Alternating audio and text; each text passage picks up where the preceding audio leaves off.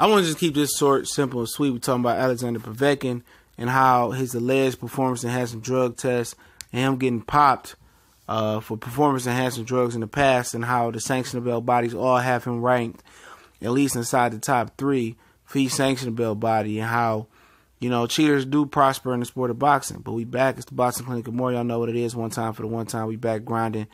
And I was just looking at the rankings, and Povetkin's number 1 in the WBO, WBA. I've been telling you guys that as well. He's ranked number 1 in the WBA, number 1 in the WBO. He's also essentially ranked number 3 because there's no number 1 contender at IBF. And IBF, he's ranked number 3. Then in the WBC, he ranked number 3.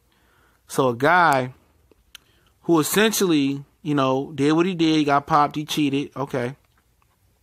He paid the WBC $500,000 to be re-ranked. There's no telling what happened with the other ones. You know, he had a year, 2-year suspension, whatever it was, a year suspension. Okay.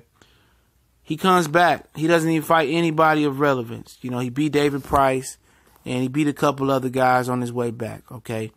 You know, if you don't know the story, he got popped before the Starvine fight, and that was his second time getting popped. He got popped for meldonium, and he got popped for the Nonadrol. I can't really pronounce it. He was put on suspension. That's a fact. All right. And he fell with Wilder. He fell with Stavern. He got put on suspension. And, you know, all of a sudden, he's back in the good graces with everybody's sanctioning belt body. So, I mean, okay, it's one thing to suspend him. That's cool, all right? But, you know, if they want to deter guys from taking performance-enhancing drugs and cheating in boxing with putting, you know, pads and, you know, plaster in their gloves like Margarito, how does these guys continue to come back in the sport and prosper and make money? 2 strikes, man. 2 strikes this dude was cheating. And you don't know how long he was cheating for, okay? And he's getting ranked right back in the upper echelon fighter. He's ranked like in the top 3 of every sanctioning belt body without having to fight nobody. He didn't fight a Parker. He didn't fight Ortiz. He didn't fight Stavern. You know, Ortiz did his dirt as well, too.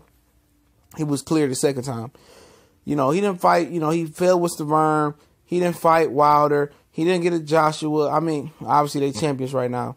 You know, he didn't fight any Dylan White. He didn't fight any of the top 1 or 2 tier Jarrell Miller heavyweights to get in his position. He basically fought 2 guys to come back and then fought David Price, I believe. And he's ranked as mandatories and top 3 contender? Absolutely not. So you showing, you know, people in the box community that it's okay to cheat and then you could pay your way and be re-ranked. No. He didn't have to earn nothing hard way. He paid his way back in.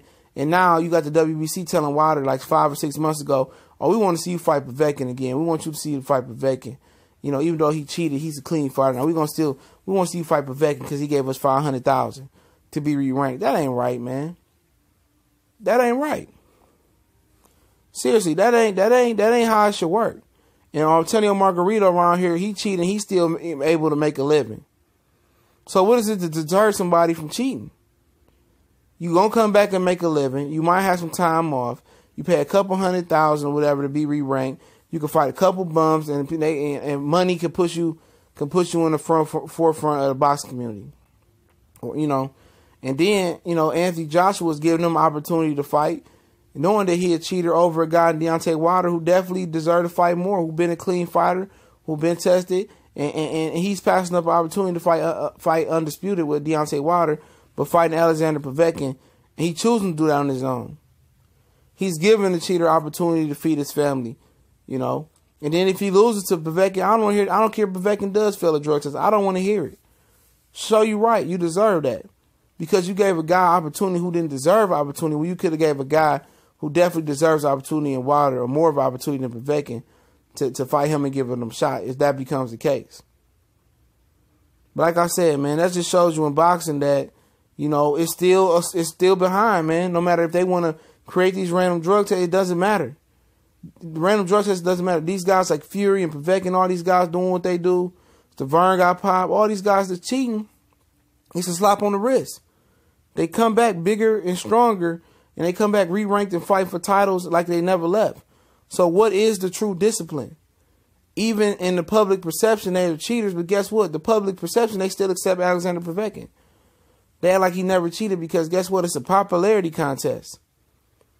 But if you change the complexion for the selection right here and he was a black fighter or a Mexican fighter or whatever it may be, they'll be killing them though, right? It's funny how American fight fans, and not in particular, but in particular them, give other foreign fight fans a pass that they wouldn't give to their own fighters.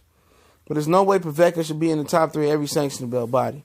And he came back and ain't did nothing but cheat and pay his way back.